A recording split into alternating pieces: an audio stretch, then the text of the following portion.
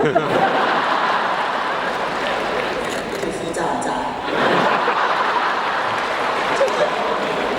未見過佢哋咁尊重人嘅，真係未見到佢咁靚仔。係潘公子啦，但唔知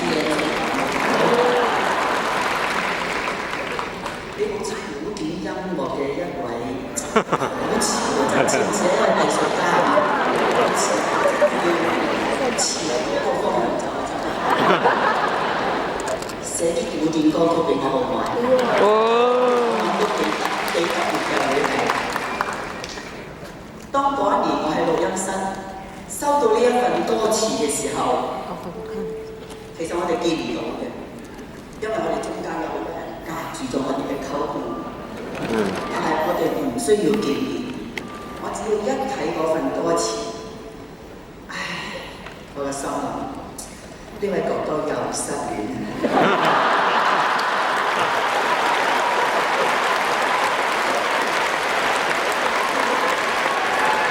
小寶姐要澄清啊！唔係，嗱，其實個真相嘅故仔係咁，就係話咧，當我收到監製嘅一份歌詞，話要同小鳳姐寫歌嘅時候咧，咁我就挖空心思喺度諗，仲有咩可以寫咧？佢人生哲理隨想曲嗰啲又已經咧就係唱咗啦，黃沙萬里，哇！真係出去啊，真係好環遊世界咁都已經係唱咗啦。叉燒包啊，我都唱埋啦。咁我當時即係諗一樣嘢，就係話我哋大家最關心小鳳姐嘅會係乜嘢咧？先至諗到呢個意念，所以先至寫咗呢個。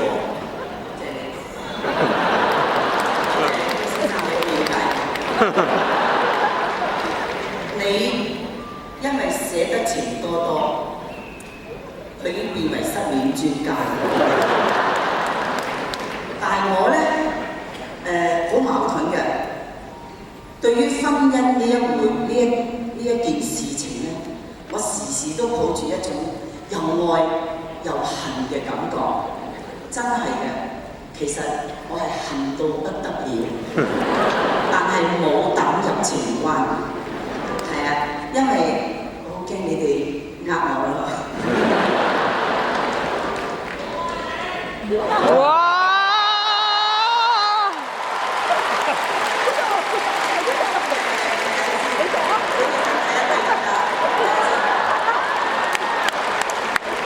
我哋咁細個點愛我？佢哋嗰啲大家年齡要相等嘅，但心境又要性格又要相似嘅，其實原來咧係好難嘅。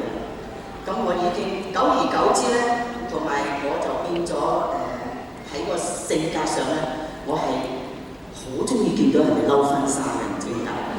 但我即係我發覺今晚咧都好似多咗啲嘢咁，好似係咪太多花？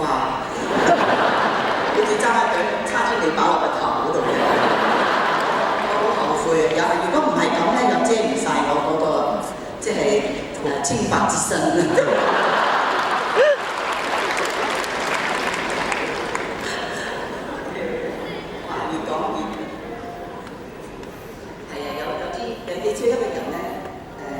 境界啦，我哋唔好講年紀，我哋講個境界。而家唔興講年紀，興講境界。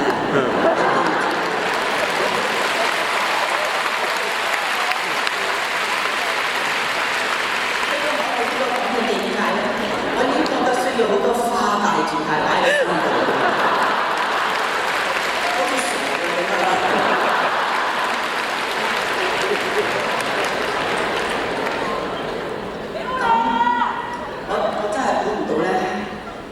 你知道阿潘先生佢係好低調嘅一位朋友嚟，喺個樂壇中咧，佢寫咗好多無數嘅靚歌，但係永遠都唔出面嘅。咁今時今日咧，唔到佢唔醜婦見家翁，要見一見大家嘅，等大家知道佢嘅所作所為。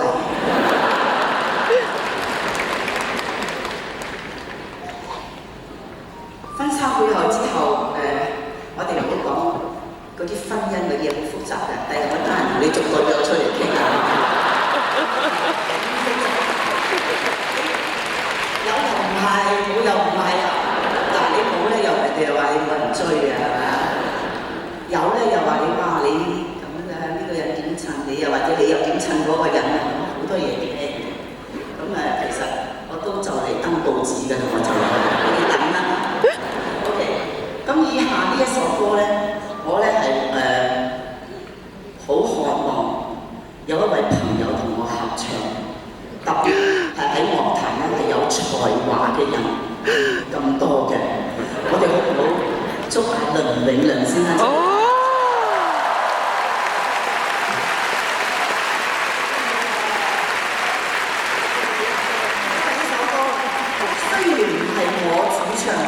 但係我好喜愛呢一首歌嘅，咁不如我哋試一試睇下夾唔夾到啊？好唔好？呢首歌都唔係我主唱，你好似都好耐，其實有你好耐，因為你好耐冇唱歌咧，有一啲人以為你係唔識唱歌。今晚趁呢個機會證實你係真係高手，高手，大家俾多啲掌聲，高手。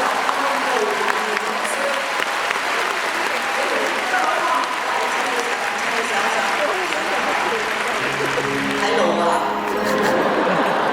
你媽媽，我哋呢個台咧，我哋喺度捉你嘅。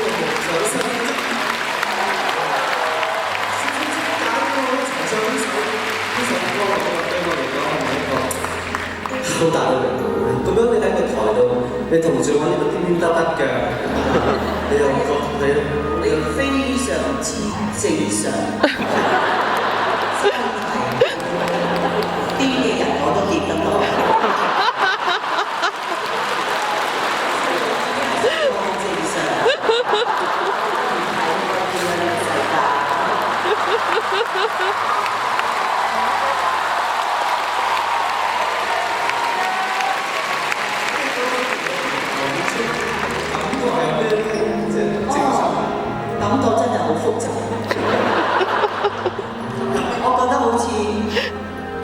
帶住細佬去。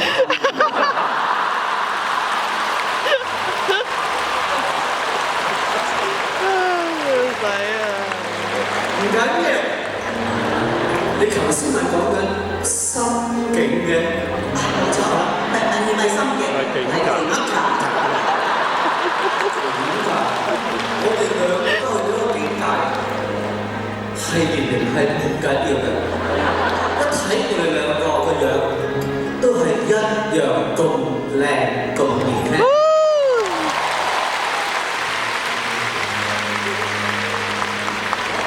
街腳乜人唔知，我淨係中意同你唱歌嘅啫。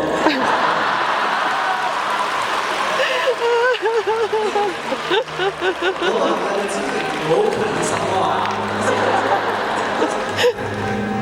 嗱，我哋同倫永亮唱呢一首歌，俾大家有感覺係姐弟之情。真嘅，我係咁嘅感覺。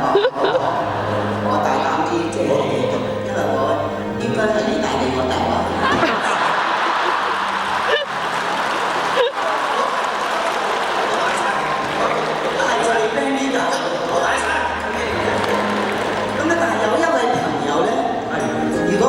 出嚟唱嘅話咧，係同你同我唱嗰個感覺係完全唔相同嘅，真係呢個係朋友之情。